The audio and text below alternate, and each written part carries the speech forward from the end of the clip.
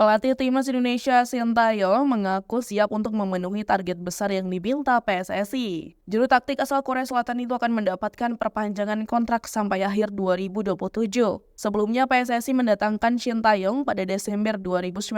Pelatih berusia 53 tahun itu diminta memimpin tim Merah Putih sampai Desember 2023. Setelah masa baktinya berakhir, Sintayong mendapatkan tantangan dari PSSI sebagai syarat untuk memperpanjang kontraknya. Sintayong menerima tantangan itu yakni membawa timnas Indonesia lolos ke babak 16 besar Piala Asia 2023 dan timnas U23 Indonesia melaju sampai babak 8 besar Piala Asia U23 2024. PSSI langsung memperpanjang kontrak Sintayong sampai Juni 2024 sambil melihat apakah ia bisa memenuhi target tersebut atau tidak. Ketua Umum PSSI Erick Thohir sudah sepakat untuk memperpanjang kontrak Sintayong sampai 2027.